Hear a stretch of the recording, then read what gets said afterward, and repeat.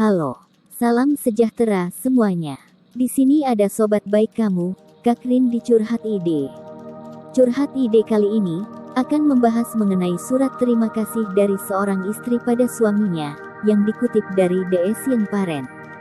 Dia menyadari bahwa sebagai istri yang hampir frustasi, dia tak melihat segala sesuatunya dengan jelas. Dia juga lupa bersyukur. Saat dia mulai menyadari bahwa suaminya telah melakukan yang terbaik, maka dia menulis surat terima kasih dan permintaan maaf ini untuk suaminya. Berikut ini surat yang ditulis oleh Jess Oakes, yang juga dimuat di laman Positively Oakes and the Huffington Post. Begini isi suratnya. Suamiku tersayang, kemarin, aku cukup marah sebelum kita berada di tempat tidur. Marah padamu, marah pada dunia, frustrasi, lelah dan, yang terpenting, sedih. Aku tahu mereka mengatakan bahwa tidur bersama di tempat tidur dalam keadaan marah itu terlarang, tapi pada saat itu aku bahkan tidak peduli lagi. Aku ingin marah padamu, dan aku juga ingin berkubang mengasihani diri sendiri. Aku marah bahwa kamu pun tidak mengerti mengapa aku marah. Aku marah karena kamu tidak bisa membaca pikiranku, dan aku juga harus menjelaskan kepadamu perasaan yang sebenarnya sedang aku rasakan. Dan aku frustrasi karena aku merasa selalu sendirian saat melakukan banyak hal. Hal ini sudah sering kali terjadi. Bahkan, hal ini terjadi hampir setiap hari dalam minggu ini. Mengapa kamu tidak mengerti apa yang sedang aku rasakan? Mengapa kamu tidak melihat bahwa aku mencoba untuk bekerja sepanjang hari, merawat bayi kita, membersihkan rumah, membayar tagihan dan menyempatkan diri melakukan hal lainnya juga. Aku juga pergi berbelanja. Setidaknya aku sudah mencoba memikirkan nanti malam mau makan apa, jika aku tidak memasaknya. Aku banyak menangis pada siang hari, dan aku mencoba untuk mencari tahu bagaimana caranya agar dapat menyeimbangkan semuanya saat kamu pulang ke rumah nanti. Kemarin adalah hari yang sulit. Sebenarnya seperti kebanyakan hari yang lainnya juga. Anak kita yang sangat lucu, jangan salah paham, dia adalah anak terimut, adalah anak yang sulit. Dia tidak tidur sepanjang malam, yang dia inginkan adalah bermain sepanjang hari. Dia merusakkan banyak hal. Dia menangis, dan juga mencabut bulu-bulu anjing kita. Aku tidak bisa mengimbanginya. Setelah dia membuang seluruh makanan anjing dan menuangkan seluruh cangkir air minumnya ke tanah, aku benar-benar kehilangan kontrol. Aku menangis. Air mata berlinang ketika aku menangis dan yang bisa aku lakukan hanya duduk dan berpikir, mengapa ini semua terjadi? Ini sangat tidak adil. Kemarin kesabaranku habis, lenyap sama sekali. Aku tidak mampu menangani teriakan anak kita yang terjadi setiap 2 menit sekali.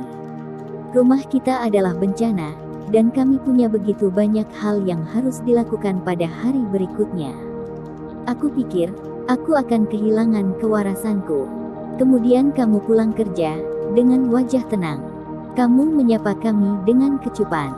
Kamu menggendong bayi kita yang cantik, memeluknya dan mendudukkannya di antara mainannya.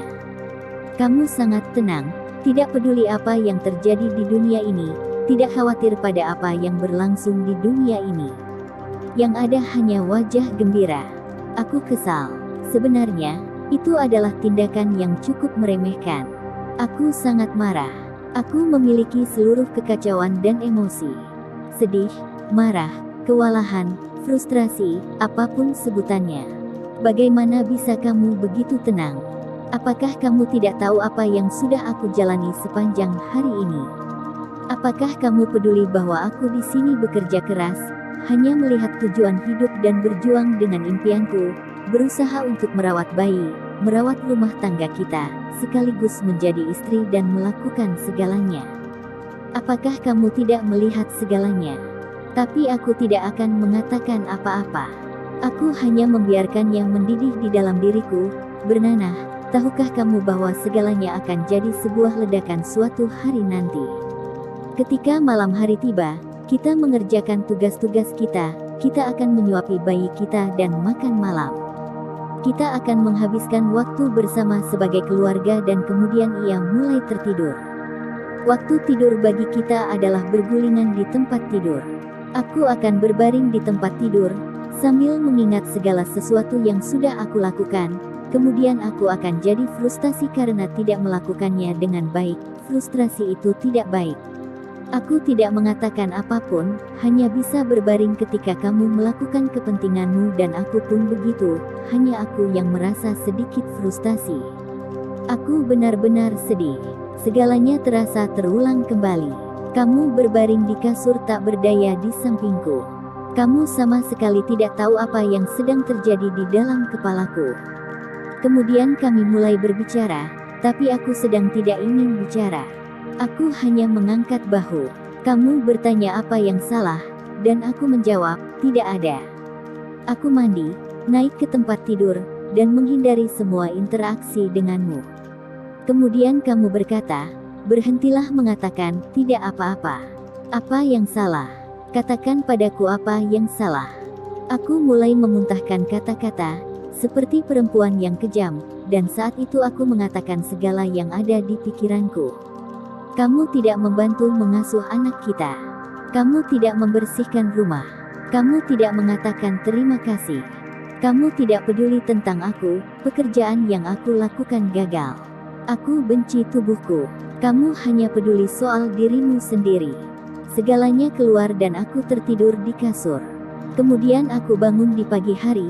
Kamu mengeluarkan bayi perempuan kita yang manis dari tempat tidurnya, membuatkannya susu dan membawanya ke tempat tidur kita. Sama seperti yang kamu lakukan hampir setiap pagi lainnya.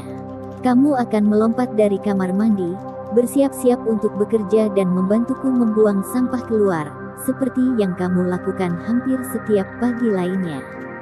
Aku membuat sarapan untuk diriku sendiri dan bayi kita. Kemudian kita akan duduk untuk makan bersama. Kamu segera bergegas untuk mempersiapkan segala keperluan pekerjaanmu dan berkata bahwa kamu mencintai kami, seperti yang kamu lakukan setiap paginya.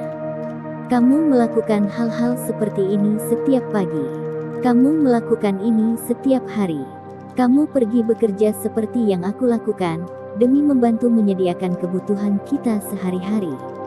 Kamulah yang mengerjakan pekerjaan di halaman rumah, kamulah yang membuang sampah, kamulah yang akan memastikan bahwa kita aman.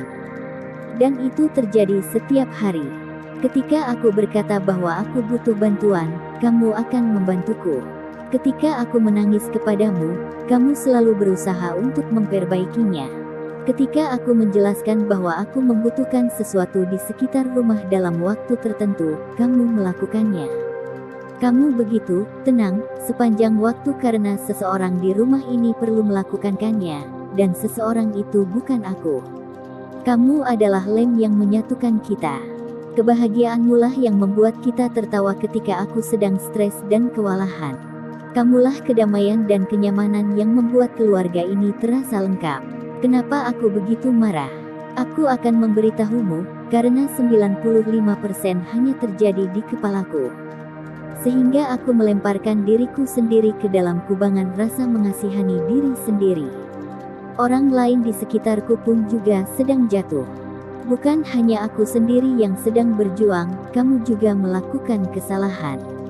Aku berharap kamu membaca pikiranku sekalipun kenyataannya itu tak mungkin. Alih-alih meminta kamu untuk membersihkan dapur, aku hanya membersihkannya dan marah kepadamu karena tidak melakukannya.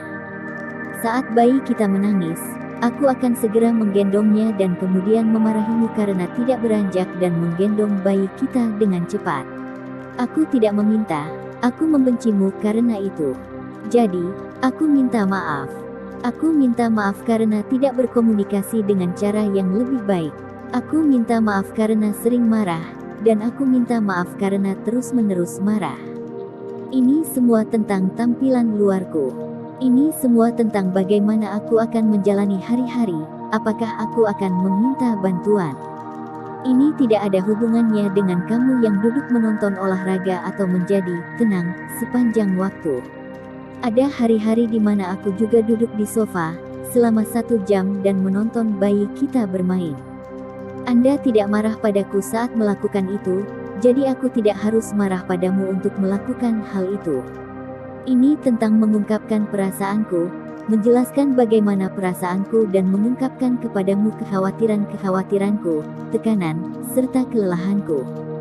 Daripada mengatasinya, aku lebih memilih untuk menahan segalanya dan marah kepadamu. Ini adalah soal mencintamu.